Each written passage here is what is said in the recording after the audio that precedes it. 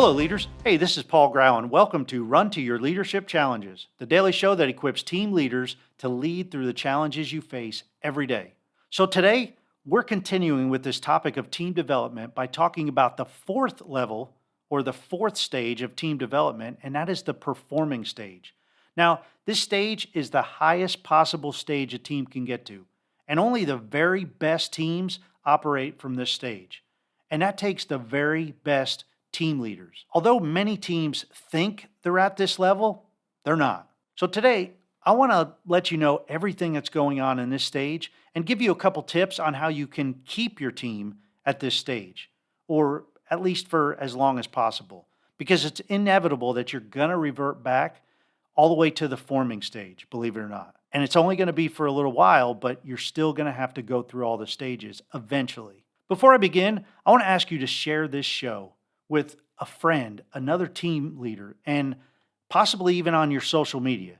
Because the more people that we can reach, the more leaders we're going to have to be equipped to lead their team successfully. If you share it on your social media, please tag me so I can comment and chime in.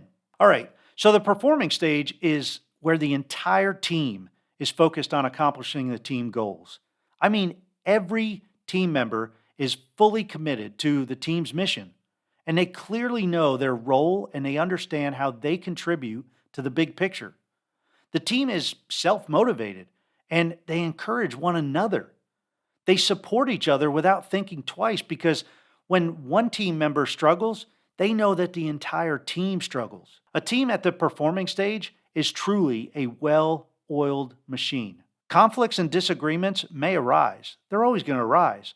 But the team that's in the performing stage, man, they work through them in a mature and productive manner, because they don't want conflict. They want to get through the conflict as quickly as possible because they're committed to the team reaching their goals. The team leader's job is to intentionally facilitate high task performance at this stage.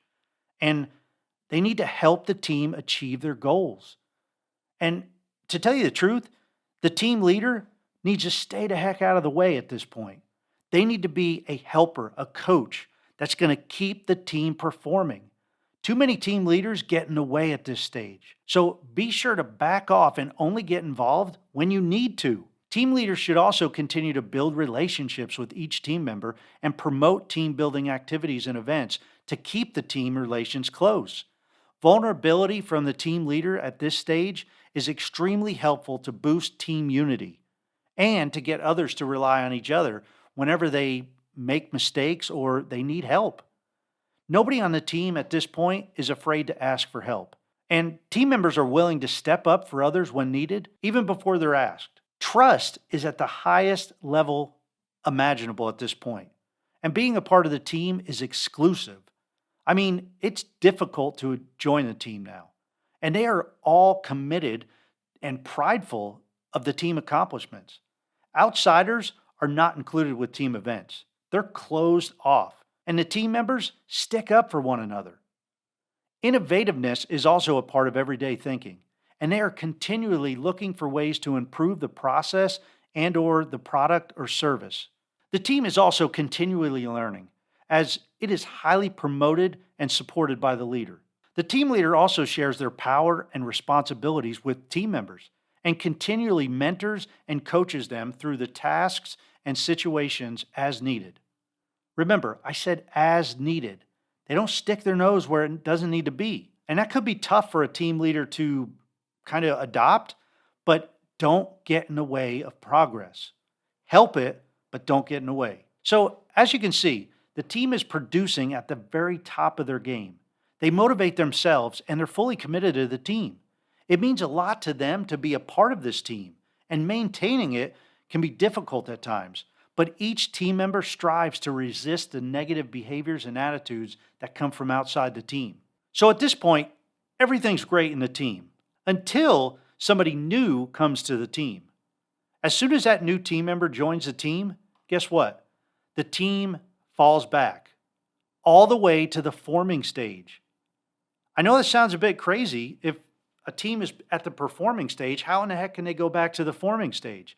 But they do, because that one member has no idea what it's like to be a part of that team. They're not committed. They're not dedicated to the team. They're not willing to sacrifice. And they need to be introduced to the team properly, all the way back to the forming stage. Now, a team that's in the performing stage isn't going to take a long time to move from the forming back up to the performing if there's only one new team member. But that new team member needs to be properly accepted into the team by everybody, just like the first time. That new member needs to struggle through the storming stage, as they will be given roles and responsibilities that possibly another team member may have had. The new team member needs to accept the values and the policies and the behaviors of the team, and they need to work through any personality conflicts. One team member can destroy a team and cause major dysfunction, and that especially is bound to happen if the team does not welcome them in and move the team through the team development stages with the new member, starting with the forming stage. So again, this might take a day or a week or a month, but it's not going to take nearly as long as the first time that the team went through the stages, because we're only taking one person and they're outnumbered. Now, how long it's going to take is totally up to the team, because every team has a different team leader. And that's what it comes down to. The team leader is ultimately responsible for ensuring the team goes through the stages with the new member. If it is not orchestrated properly, the team may never get back to the performing stage. And I've seen that happen. So you cannot take any of the stages for granted or assume that the new team member and veteran team members are ready to move to the next stage. Many of the same exercises and activities that the original team members went through a while back, well, they can be repeated to get the new team member to the point where they feel like they're truly a part of the team, and to have the commitment and dedication and sacrifice that the other teams are willing to give. Similarly, when a team member leaves, the team will digress to a lower stage, but can usually avoid returning all the way to the forming stage. Usually when a person leaves, they return to the storming stage because there are some new tasks that need to be divvied up. However, it's usually quick and painless because the team is already at the performing stage. So jumping back to the storming stage is just a formality at this point. So that's it. We've walked through each of the team development stages and what the team leader needs to be doing during each stage. Tomorrow, however, we're going to talk about one of the most common things that prevents a team from ever progressing past the storming stage, and that's trust. Hey, that's it for today. Hope you have a great rest of your day, and until tomorrow, run to your challenges.